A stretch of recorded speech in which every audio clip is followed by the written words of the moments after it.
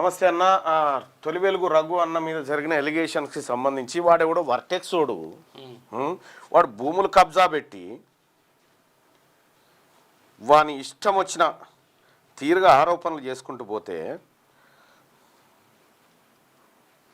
రఘుకు ఒకసారి కాల్ చేద్దాం.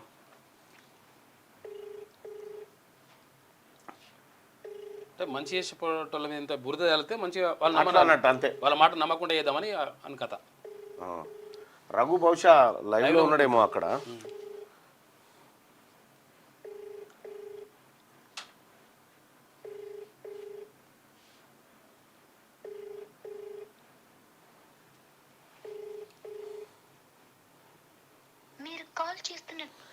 రఘు పైన వర్టెక్స్ వాళ్ళు, టీ న్యూస్ వాళ్ళు, ఇంకెవరైతే ఆరోపణలు చేసిరో మీకు దమ్ముంటే ఆధారాలు నిరూపించండి.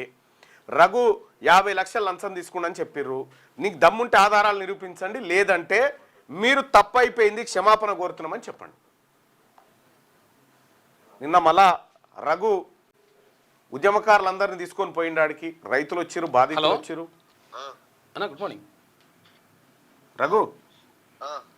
రఘు నేను మళ్ళీ నన్ను మాట్లాడుతున్నా. రఘు, ఈ వర్టెక్స్ కంపెనీది ఏంది అసలు? వర్టెక్స్ కంపెనీ చేసిన కార్యక్రమం ఏంది రఘు?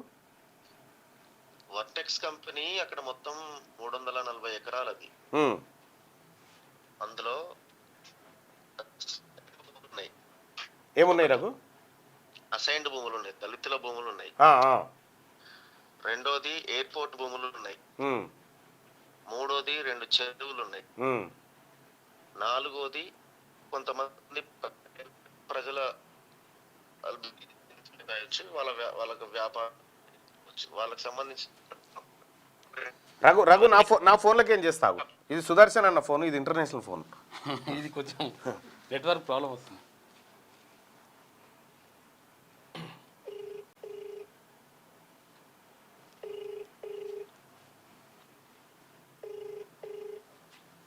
రఘు ఇప్పుడు చెప్పు రఘు. 3 చెరువులు ఉన్నాయి, ఎయిర్పోర్ట్ భూములు ఉన్నాయి. 2 చెరువులు ఉన్నాయి, సూరన్ చెరువు, కొత్త చెరువు అని 2 చెరువులు ఉన్నాయి.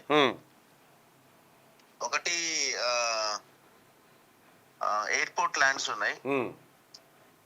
రెండోది, మూడోది సైన్ ల్యాండ్స్ ఉన్నాయి. నాలుగోది ప్రైవేట్ వ్యక్తులకు సంబంధించిన 62 ఎకరాల భూమి ఉంది అందులో. విషయం ఏంటంటే, మేము ఫస్ట్ మా దృష్టికి వచ్చింది ఒక ప్రైవేట్ ఒక వ్యక్తి చైతన్య రెడ్డి అనే ఆమెకు సంబంధించిన 2 ఎకరాల చిల్లర భూమి కబ్జా అయిందని మా దృష్టికి ఒకరు తెచ్చిరు. అయితే మేము వెరిఫై చేసి అసలు ఏంది కథ ఇది అని చూస్తే మొత్తం వెంచర్ 340 acres, ఇదంతా కథ ఉంది, ఏంది ఇంత ఘోరంగా ఉందని వెళ్ళినాం.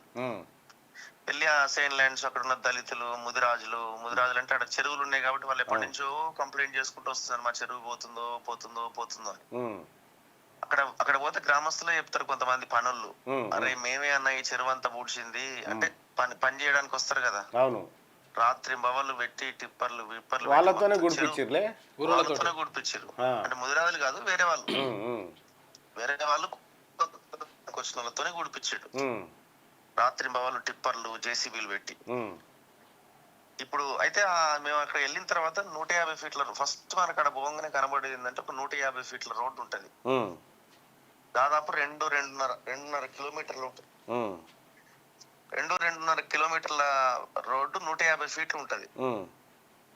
అది అసలు హెచ్ఎండిఏ పర్మిషన్ లేదు, తుక్కుగూడ మున్సిపాలిటీ పర్మిషన్ లేదు, ఒక సింగిల్ పర్మిషన్ లేకుండా అంత పెద్ద రోడ్డు వేసేసిండు. ఆ రోడ్డు మీద ఒక పెద్ద కల్వర్ట్ కట్టిండు 100 మీటర్స్ ది.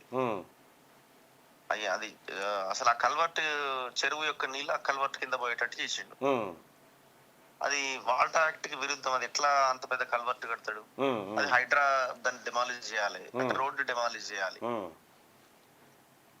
దాంతో పాటు ఇంకొక చెరువు దాన్ని నింపి పడేసిండు. వీళ్ళు హైడ్రా వాళ్ళు ఆల్రెడీ ఆ ఇరిగేషన్ కి సంబంధించిన గోవింద్ అనే ఒక ఇంజనీర్ దాని మీద కేసు పెట్టిండు, ఎఫ్ఐఆర్ కూడా అయింది. దాని మీద నో యాక్షన్. ఏదో పోయాడు ఉన్న ప్రీకాస్ట్ వాళ్ళస్ ఎవరు 2-3 గోలు కొట్టి యువతల పడ్డారు, కథం. మరి ఇన్ని అలిగేషన్స్ ఉన్న తర్వాత ప్రభుత్వం ఏం బిక్తున్నట్టు? మరి ప్రభుత్వం గాడిద పనులతో అవుతున్నది. అందరు కలిసి ఉన్నారు ఇందులో. వర్టెక్స్ అన్నట్టు ఆయన కేటీఆర్ కి చాలా దగ్గర. 2014కి ముందు వర్టెక్స్ వర్మ ఉత్తగా చిన్న నీళ్లు కట్టుకునేటాడు. కేటీఆర్ కి దగ్గర అయిండు, మనోడు నమ్మకస్తుడుగా అయిండు, మొత్తం మనోడికి ఒక రకంగా బినామీ టైప్ లో ఉన్నాడు. మరి ఇప్పుడు కేటీఆర్ కి బినామీలని ఇప్పుడు వీళ్ళు కాపాడుతున్నట్టేగా. అవును, నో యాక్షన్. అసలు ఎంత భయంకరమైన అంటే ఒక రకం గ్యాంగ్ రేప్ అది ఆ ఏరియా. అదే అదే అందులో రఘు దీనిపైన ఏమంటారు రఘు? ఇప్పుడు అదే అది ఉంది కదా గులాబీ పార్టీ ఛానల్ ఒకటి, దాదో ఛానల్ ఇక అది మొత్తం ఇప్పుడు వాళ్ళు అపోజిషన్ లీడర్స్ కదా గులాబీ పార్టీ ఛానల్ ప్రధాన వాళ్ళు టేక్ ఓవర్ చేయాల్సిన అంశం వాస్తవానికి. ఇప్పుడు నేను ఒక అంశం దేగానే వాడు టేక్ ఓవర్ చేసి వాడు దుమ్ము దులపాలి కదా. మరి వాడు నాకు వ్యతిరేకంగా వార్తలు రాస్తుండు. అంటే రఘు బ్లాక్ మెయిల్ చేస్తున్నాడు, డబ్బులు తీసుకున్నాడు అని చెప్పి రకరకాలుగా నిన్న నన్ను ఛానల్ అందరు తీసుకుపోయాడు. 15 యూట్యూబ్ ఛానల్ వచ్చినాయి మనల్లో. ఆంధ్రం పోయి ఆడ మొత్తం పెట్టినాం. వాళ్ళు చూసి ఆ పరిశాన్ అయితే ఏంటంటే గిత్త పెద్దగా ఉంటుంది ఆ వెంచర్ అని. అయితే ఇక్కడ వాళ్ళ దళితులు వచ్చారు అక్కడికి పాపం. వాళ్ళ బాధ ఏంది, మొన్న 25 ఎకరాలు గవర్నమెంట్ వెనక్కి తీసుకుందని ఒకటి వచ్చింది కదా. ఏం చేసిర్రు, వీడి కొంత భూమి తీసుకున్నారు, మొత్తం ఆ పట్టా భూములల్లా నాటిరు. వాళ్ళు లబోదిబో అంటున్నారు. ఇంత ఘోరంగా చేస్తుంటే గవర్నమెంట్ ఏం చేస్తుంది అసలు? రైట్ రఘు, ఈ ఇష్యూలో క్యూ న్యూస్ కానీ మేము కానీ నీ పక్షాన ఉన్నాం రఘు. నీ ఫైట్ జెన్యూన్, నువ్వు కొట్లాడాల్సిందే. ఎట్టి పరిస్థితిలో మేమందరం అండగా ఉంటాం. ఎవరికి తల ఉంచేది లేదు, ఎవరికి భయపడేది లేదు. థ్యాంక్ యూ అన్న. Thank you Raghu. Right, thank you.